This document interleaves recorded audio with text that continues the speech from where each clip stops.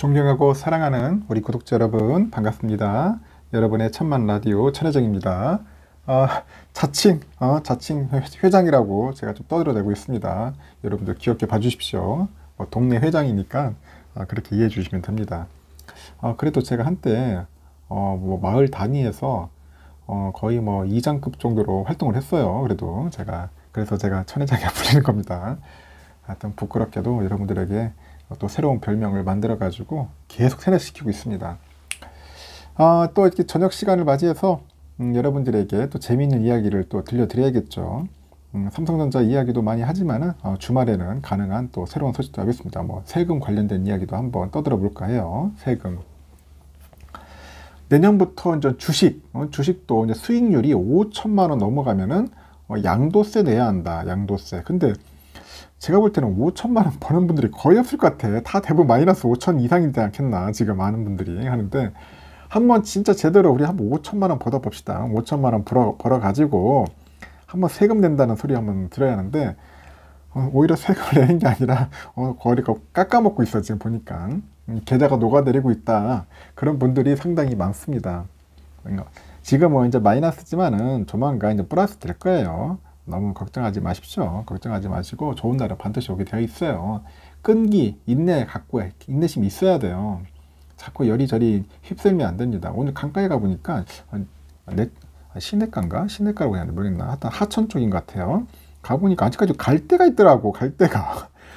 이 바람이 부니까 아직까지 갈대가 왔다 갔다 하고 있어요. 깜짝 놀랐어요. 갈대 이제 없어질 때 안 됐나 했는데 아직 누런 갈대가 좀 많이 있어서 깜짝 놀랐습니다. 한쪽에는 벚꽃이 활짝 펴 있는데 한쪽에는 갈대가 보이더라. 우리 갈대 같은 그런 존재가 되면 안 됩니다. 절대 왔다 갔다 하면 안 돼요. 일단은 제가 말한 것처럼 금융투자 소득세 관련해 가지고 한번 이야기를 해볼게요. 이거는 30대 직장인 A씨라는 사람인데 30대 직장인 2021년인가 봐요. 이때 비바이오주에 이제 4,970만 원 정도를 투자를 해요. 투자를 해가지고 이후에 준비하던 R&D 이쪽이 이제 성공을 해가지고 2022년 그 가치가 이제 8천만 원으로 뛰어넘은 거야. 이 4,970이 이제 8천만 원으로 뛰어넘었다. 기쁨은 잠깐이었다. 기쁨. 왜 기쁨이 잠깐이었지? 이제 세무사 친구로부터 2023년 이때부터는 주식 매각 시점에서 수익이 5천만 원을 넘으면은 이제 세금을 내야 한대. 세금. 세금자만 들어오면 막 상당히 스트레스예요. 막 굉장히 무서워 죽겠어. 왠지 막 돈 뜯기는 그런 느낌? 막 그런 생각이 들다 보니까 그래요. 당연히 국민이라면은 세금 내는 것은 당연히 납세의 의무가 있지만은 그래도 왠지 주식 투자해가지고 세금 뜯긴다는 생각은 상당히 괴롭더라고. 그런 이야기들이 많아요. 하여튼 올해 말에 이제 9,970만 원, 9,970만 원. 그래서 양도 시점이 내년 말 2억 원이 예상되는데 이 경우에 꼼짝없이 이제 과세 대상제에 해당되는지 그런 게 의문이다. 그럽니다. 의문. 그래서 양도 차익에 대한 그 세금은 부동산 팔 때나 이제 신경 쓰는 문제인 줄 알았죠. 대부분 부동산 할 때는 양도세 내지 무슨 주식 가지고 양도세 아니야. 이제 그런 생각을 갖게 되는 거예요. 상당히 이제 당황스러워하는 겁니다. 그래서 이제 회계 법인에 따르니까 현재도 주식에 대한 양도소득세가 존재한다. 그렇게 얘기를 하고 있죠. 다만 대주주에 한정돼 가지고 한 10에서 한 30% 정도 세금이 부과가 됩니다. 여기서 대주주는 코스피 상장 주식의 경우 지분율 1% 이상 또는 시가총액 10억 원 이상의 그걸 가지고 있으면 대주주 되는 겁니다. 코스닥은 상장 주식은 지분율 4% 이상이고 시가총액은 10억 원 이상을 가진 주주를 일컫는답니다. 딴 건 다 필요 없고 한번 대주주 되는 게 소원입니다. 여러분. 안 그렇습니까? 대주주 되는 게 세금이고 뭐고 다 필요 없고 대주주로도 한번 돼보자. 이때 지분율이 시가총액은 전년 말 기준으로 했을 때 책정되는데 본인뿐 아니라 이제 특수관계인 보유 주식까지 다 합산되는 거예요. 특수관계인. 하여튼 가족들까지 다 합산됩니다. 그래서 그런 거 잘 찾아봐야 돼요. 한번 확인을 해봐야 돼요. 그리고 올해까지 이제 펀드 등 집합투자기구의 양도 차익은 이제 배당 소득으로 이제 간주가 되는데 근로소득으로 이제 합산이 돼요. 그래서 종합소득세라서 이제 과세된다는 그런 의미입니다. 주식 파생 상품 등의 양도 차익은 양도 그 소득세를 이제 부과를 합니다. 양도 소득세를 부과를 하고, 하지만 내년부터 이들 상품 모두 신설된 금융투자소득세로 과세하는 거예요. 금융투자소득세. 이름만 들어도 무섭네요. 그래서 올해까지 과세되지 않은 채권 역시 이제 마찬가지로 이제 금융투자소득세로 이제 과세가 된다. 그래서 이제 우선 유형별 금융투자소득 규모부터 파악을 해야 한다고 이제 조언을 해요. 금융투자소득은 크게 이제 상장 주식 등 해가지고 기타 이렇게 나뉘는데, 해외 주식, 채권, 파생 상품 등이 이제 후자에 이제 해당하는가 봐요. 기타. 그 상장 주식도 이제 장외 거래 시에 기타 금융투자소득으로 이제 분류된다. 이제 그렇게 보시면 될 것 같습니다. 그래서 금융투자소득은 양도가액에서 취득가액과 필요경비를 차감하고 계산하는 거예요. 양도가액에서 취득가액하고 이제 필요경비, 이제 경비를 이제 차감을 해야 한다. 그 코스피 상장 주식에 대해서 내년부터 기존 양도가액이 0.08% 비율이던 그 증권거래소는 이제 폐지가 되고 0.15%의 농어촌 특별세가 있어. 농어촌 특별세만 그대로 과세된다. 그리고 이제 코스닥 상장 주식은 반대로 농어촌 특별세 없이 증권거래소 비율이 양도가액의 0.23%에서 0.15%에서 한 0.08%포인트는 인하되는 거겠죠. 이제 그렇게 이제 변경이 되는 것 같습니다. 그래서 취득가액은 실제 취득가액을 적용하는 게 이제 원칙이에요. 원칙이는데 의제 취득가액 규정에 따라서 2023년 이전에 그 취득 주식에 대해서는 실제 취득가액하고 2022년 말 주식 가치 중 큰 금액으로 인전 선택이 된다. 그래서 때문에 하여튼 대주주가 아니면은 굳이 2023년 이전에 주식을 팔 필요가 없다는 게 이제 법인 측, 회계 법인 측의 이제 판단이에요. 근데 이 30대 A씨가 우려하는 부분은 의제 취득 가액 규정을 적용하지 않았을 경우다. 의제 취득 가액 규정을 적용하지 않았을 경우 상당히 좀 우려한다. 그럼 23년 말에 그 기준의 양도가액 2억 원에서 취득 원가 4,970만 원, 그리고 농어촌 특별세 30만 원을 빼가지고 하면은 1억 5천만 원이 금융투자 소득 잡히는 거야. 1억 5천만 원이 금융투자 소득세로 잡힌다.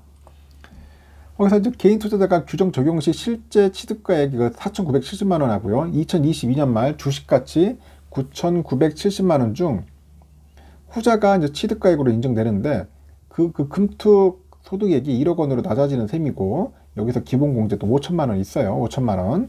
5천만 원을 제하면은 5천만 원이 이제 과세 표준이 되는 거야. 5천만 원. 5천만 원이 과세 표준가 된다. 그래서 이제 2023년 양도 시점 수익이 5천만 원을 넘는다면은 과세 대상자가 되는 거예요.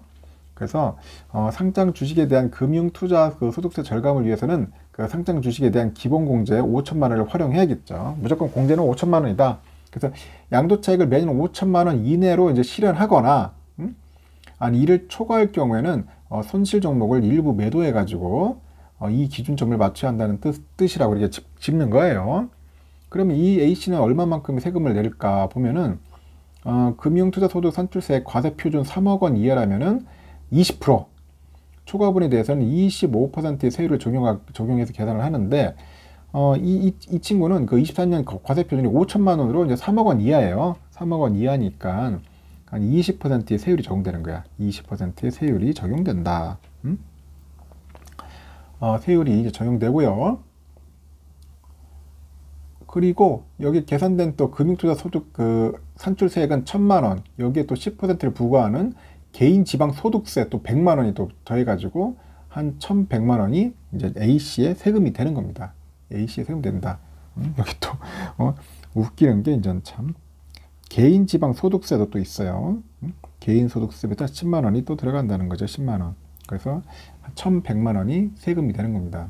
그 주식을 이제 배우자에게 증여할 때 10년 내에 6억 원까지는 증여세가 이제 비과세되기 때문에 상장 주식에 대한 양도 차익이 5천만 원을 초과한다. 5천만 원을 초과할 경우 그 초과분을 그 배우자한테 증여하는 방법도 고려할 수 있다고 하네요. 그래서 여러분들 뭐 배우자한테 돈 주고 싶으면 빨리 이쪽에 하셔야 돼요. 증여하십시오. 배우자한테. 하여튼 다만 1년 내 그 배우자가 증여받은 주식을 양도하게 되면은 그 증여자가 당초 취득한 금액을 취득가액으로 의지한다는 점은 주의해야 한다. 뭐 그런 이야기도 있고요. 하여튼 금융투자소득세가 외국인과 기관 투자자한테는 적용되지가 않아. 이거 골 때리는 법이야. 이것도 보면 왜 개미들만 와 이거 진짜 내가 봐도 상당히 열받아요.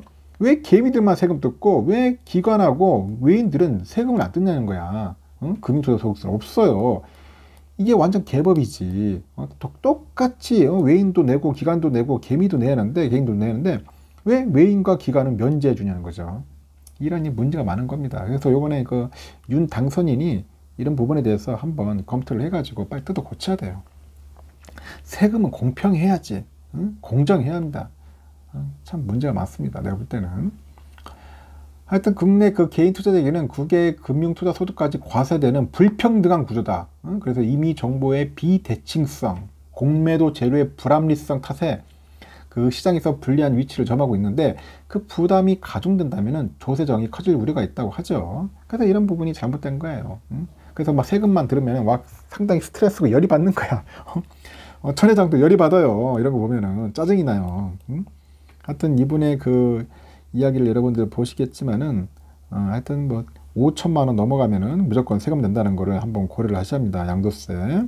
그리고 또 개인 지방 소득세가 또 10%가 있어요. 아까 얘기했죠. 5천만 원에 추가되는데 여기에 세율이 얼마야? 20%야. 20%니까 5천에 20이면 1천만 원이죠. 10만 원.